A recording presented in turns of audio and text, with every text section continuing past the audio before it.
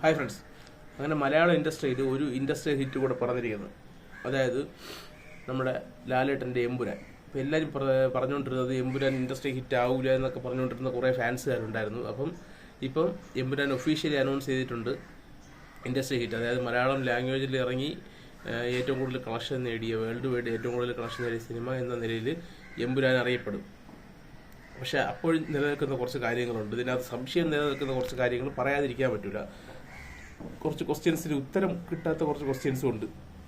കാരണം ഇതിനകത്ത് പറഞ്ഞിട്ടുണ്ടായിരുന്നു വേൾഡ് വൈഡ് 100 കോടി ഇത് ഷെയർ നേടിയ സിനിമയായി എമ്പുരാൻ മാറി എന്നുള്ള പോസ്റ്റർ ഒരുപടി വിട്ടിട്ടുണ്ടായിരുന്നു. അപ്പോൾ എൻ്റെ ഈ ഒരു ചാനൽ തന്നെ ഒരാൾ കമന്റ് ഇട്ടതാണ്, 248 കോടി രൂപ നേടിയ മഞ്ഞുമ്മൽ ബോയ്സിന് 100 കോടി രൂപ ഷെയർ നേടാൻ സാധിച്ചില്ലല്ലോ, പിന്നെ എങ്ങനെയാണ് എമ്പുരാൻ നേടാൻ സാധിച്ചത്? അത് അവർ ചോദിച്ച ചോദ്യത്തിനൊരു അർത്ഥമുണ്ട്. അപ്പം ഞാൻ അത് ആലോചിച്ചു, ശരി തന്നെയല്ലോ എന്നുള്ള കാര്യം ആലോചിച്ച് ചിലപ്പം അഡ്വാൻസ് ബുക്കിങ്ങും അങ്ങനെയൊക്കെ വന്നപ്പം ചിലപ്പം അതിനേക്കാളും കൂടുതലായതായിരിക്കുമോ എന്നൊക്കെ ചിന്തിച്ചു. പക്ഷെ അതിന് എനിക്ക് ഉത്തരം കിട്ടുന്നില്ല. അപ്പം അത് നിങ്ങൾക്കറിയാമെങ്കിൽ നിങ്ങൾ കമൻറ്റ് ബോക്സിലിടണം. പിന്നെയുള്ള ചോദ്യം എന്താണെന്ന് വെച്ച് കഴിഞ്ഞാൽ, മഞ്ഞുമ്മൽ ബോയ്സ് വെറും ചെറിയ ബഡ്ജറ്റിൽ വന്ന സിനിമയാണ്. ആ സിനിമയ്ക്ക് 240 കോടി രൂപ നേടാൻ സാധിച്ചു. പക്ഷേ ഇത് 200 കോടിക്ക് മുകളിൽ ബഡ്ജറ്റ് വന്ന സിനിമയ്ക്ക് 240 കോടി രൂപ അല്ലെങ്കിൽ 250 കോടി രൂപ നേടിയാൽ അത് വിജയമാകുമോ? അല്ലെങ്കിൽ 300 കോടി രൂപയിലെത്തിയാൽ പോലും അത് വിജയമാകുമോ, തിയേറ്റർ വിജയമാകുമോ എന്നൊക്കെ ചോദിക്കുന്നവരുണ്ട്. അപ്പം നമുക്ക് നോക്കുമ്പം 240 കോടി രൂപ 250 കോടി രൂപ നേടിയ കളക്ഷൻ നേടിക്കഴിഞ്ഞാൽ 250 പകുതി അല്ല, മൂന്നിലൊന്ന്, 250 മൂന്നിലൊന്ന്, അതായത് 300 കോടി നേടിയാൽ പോലും 100 കോടി രൂപയെ പ്രൊഡ്യൂസറിന് കിട്ടുള്ളൂ. 300 കോടി കിട്ടിയാൽ 100 കോടി, മാക്സിമം 100 കോടി. കാരണം 30% ആദ്യത്തെ ദിവസങ്ങളിലൊന്നും പകുതി ഇല്ല. ആദ്യത്തെ ഒരാഴ്ച കഴിഞ്ഞ് 2 ആഴ്ച കഴിഞ്ഞ് പിന്നെ തിയേറ്ററുകാർക്കാണ് കൂടുതൽ ഷെയർ.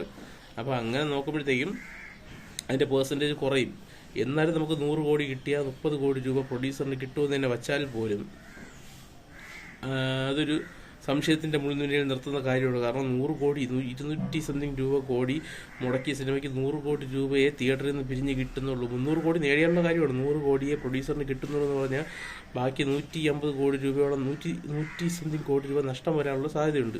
അപ്പോൾ അത്രയും കോടി രൂപ ബിസിനസ്സിലൂടെ പിടിക്കാൻ പറ്റുമോ എന്നുള്ള കാര്യം സംശയമാണ്. പക്ഷേ മലയാളത്തിൽ ഇങ്ങനൊരു സിനിമ വന്നില്ലേ? ഹോളിവുഡ് ലെവലിൽ മേക്കിങ്ങിന് മലയാളത്തിലൊരു സിനിമ വരുമെന്ന് ആരെങ്കിലും പ്രതീക്ഷിച്ചിരുന്നു?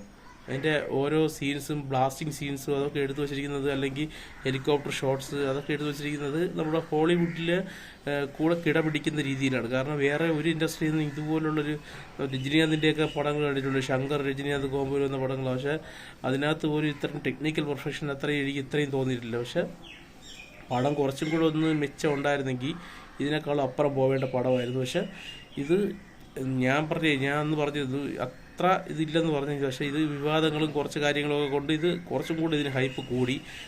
എല്ലാവരും പോയി കണ്ടു. കാരണം മലയാളികളിൽ കാണാനുള്ള ആൾക്കാരെല്ലാം പോയി ഈ സിനിമ കണ്ടു കഴിഞ്ഞു. അപ്പോൾ ഇപ്പം കുറച്ചൊക്കെ ബുക്കിങ്ങും കളക്ഷനും കുറച്ച് കുറയുന്നുണ്ട്. അത് സ്വാഭാവികമായിട്ടും ഉണ്ടാകുന്ന കാര്യമാണ്. അപ്പോൾ എന്തായാലും നമ്മൾ നേരത്തെ പറഞ്ഞിട്ടുണ്ടായിരുന്നു ഇൻഡസ്ട്രി ഹിറ്റ് അടിക്കുമെന്ന്. അത് ഇൻഡസ്ട്രി ഹിറ്റ് അടിച്ചിട്ടുണ്ട്. ഇൻഡസ്ട്രി ഹിറ്റ് എന്ന് വെച്ച് കഴിഞ്ഞാൽ ഏറ്റവും കൂടുതൽ കളക്ഷൻ നേടിയ സിനിമയെന്നല്ല, അല്ലാതെ ഏറ്റവും കൂടുതൽ ലാഭം നേടിയ സിനിമയെന്നല്ല. അങ്ങനെ നോക്കുമ്പോൾ എമ്പുരാനാണ് ഇൻഡസ്ട്രിയൽ ഹിറ്റ്. അപ്പോൾ ഇൻഡസ്ട്രിയൽ ഹിറ്റ് എന്ന കസേരയിലോട്ട് ലാലേട്ടൻ തിരിച്ചെത്തിയിട്ടുണ്ട്. ഇനി അവിടെ തന്നെ കുറച്ച് ദിവസം കാണും. കാരണം ഇനി ഇതുപോലുള്ളൊരു സിനിമ വരണമെങ്കിൽ കുറച്ച് കടുത്ത് തന്നെ വരും. അല്ലാതെ ഇനി ഇങ്ങനെ ഒരു സിനിമ ഇത്രയും വലിയ മഞ്ഞുമ്മൽ ബോയ്സൊക്കെ റെക്കോർഡ് ഇട്ടത് തമിഴ്നാട്ടിൽ പോലും കേരളത്തിൽ നിന്ന് കിട്ടുന്നത് പോലുള്ള കളക്ഷൻ കിട്ടിയത് കൊണ്ടാണ് അങ്ങനെ അത്രയും കോടി രൂപ നേടിയത്. ഇത് കേരളത്തിൽ നിന്നും ഓവർസീസിൽ നിന്നാണ് ഏറ്റവും കൂടുതൽ ഇതിന് കളക്ഷൻ നേടിയിരിക്കുന്നത്. കേരളത്തിൽ നിന്ന് ലഭിച്ചതിനേക്കാളും കൂടുതൽ, അതായത് ഒരു 40% കൂടുതൽ ഓവർസീസിൽ നിന്നും ലഭിച്ചത് കൊണ്ടാണ് ഈ സിനിമയ്ക്ക് ഇത്രയും കളക്ഷൻ നേടാൻ കാരണം. അപ്പം എന്തായാലും മലയാളത്തിനൊരു പുതിയ ഇൻഡസ്ട്രിയൽ ഹിറ്റ് കിട്ടിയ സന്തോഷത്തിലാണ് മോഹൻലാൽ ഫാൻസും ബാക്കി മലയാള സിനിമ ആരാധകരും. കാരണം ഇത്രയും പണം മുടക്കിയിട്ടെങ്കിലും ഒരു ഇൻഡസ്ട്രി ഹിറ്റ് ലഭിച്ചല്ലോ എന്നുള്ളൊരു ആശ്വാസമാണ്. കാരണം ലാലേട്ടൻ്റെ കയ്യിൽ നിന്ന് ഇൻഡസ്ട്രി ഹിറ്റ് മാറി നിൽക്കുന്ന സമയമായിരുന്നു. എന്തായാലും ലാലേട്ടന് തിരിച്ച് ഇൻഡസ്ട്രിയൽ ഹിറ്റ് എന്ന കസേര അല്ലെങ്കിൽ സിംഹാസനത്തിലോട്ട് കയറി ഇരിക്കുവാനുള്ളൊരു അവസരം ലഭിച്ചതിൽ സന്തോഷിക്കാം. അപ്പം നന്ദി, നമസ്കാരം.